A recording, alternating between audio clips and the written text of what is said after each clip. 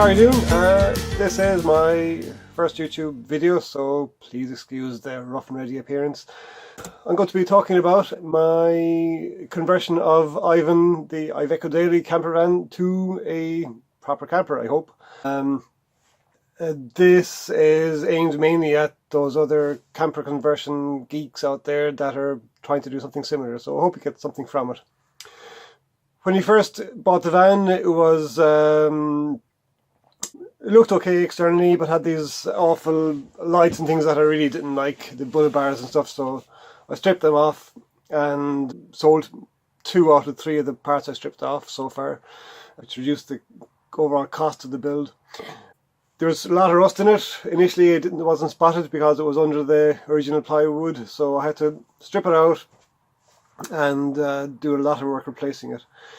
Around the wheel arches was especially bad. Around the wheel arches and up on the sills on the front, the driver's side door and passenger side door, that was bad enough. But around the wheel arches, the floor, they were so rotten that the only thing to do was to cut out the full panel and replace it, which was a lot of work, but it was the right thing to do.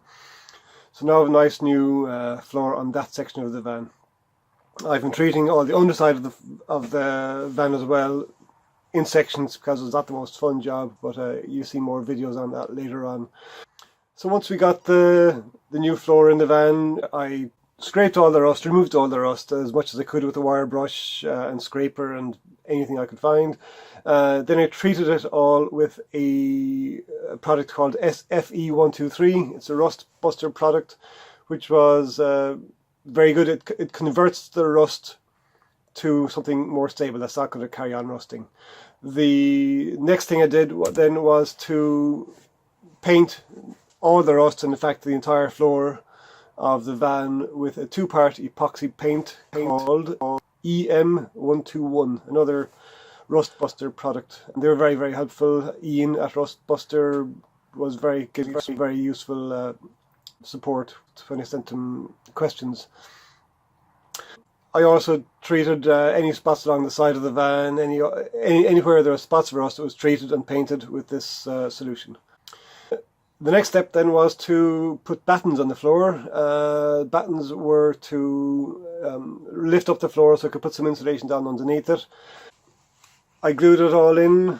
On one section of it I used this other rubbish glue, which I had to then screw in as well, so that was very frustrating. This screw here that I was using that is good is called FC40 from O'Leary's Motorhomes. Very good product. This evo-grip stuff is rubbish, just avoid it at all costs. I had to screw it in. When I screwed it in, I used roofing screws, which was perfect for the job, through the wood and into the metal. So self-tapping screws, and I made sure to countersink them so that they would sit flush. The next stage then was to cut all the insulation board, 25mm thick here, 25mm thick across the whole floor. So the battens then were, again, similar thickness to make sure they'd all fit in. So cut them to size, cut them neatly, cover the entire floor with that. And then we taped along all the battens, along all the seams, so that effectively we have a waterproof barrier, vapor-proof membrane, if you like, to stop any moisture from getting down there. At this stage we also had to take out the bulkhead. What you can't see in this picture is the fact that it's cut in two halfway up, so this is right behind me here now.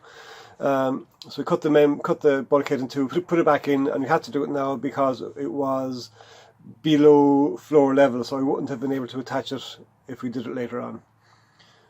So here we have all the taped seams. I used the original plywood flooring in the van, which was a bit rotten, but it was nicely cut, so I used that as a template to mark up the new plywood, so that worked well. I marked it up on a Sunday night on the kitchen table because I wanted to get it done. I had promised myself that I was going to get the floor down this weekend, and this was about 8 o'clock on a Sunday night. So I brought it in, marked it up on the kitchen table and cut it inside, which was a great idea at the time, but then I had to spend an hour or so hoovering the dust from the entire house. So maybe not so good. The following weekend, actually, we finished off cutting the plywood.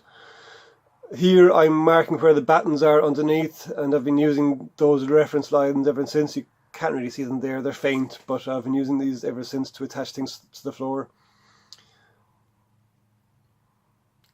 We also put a waterproof membrane down underneath, so this is just black builder's plastic.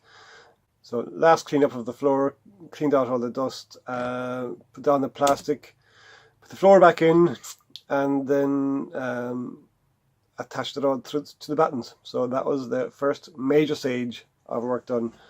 Between start and finish, that took a couple of months, maybe. So quite some time, weekends and evenings and everything else. And I was away with work for a while, so it wasn't continuous, but we got it done. I've done an awful lot more since, and I'll be showing you that in later updates. Okay, talk to you later. Bye. Oh, by the way, if you like the channel, if you like the video, subscribe, like it. Please leave me comments. Any constructive criticism is more than welcome. I will reply to any comments. And if you have any ideas or questions, any suggestions for me, please feel free to help me out. Okay, cheers. Bye bye.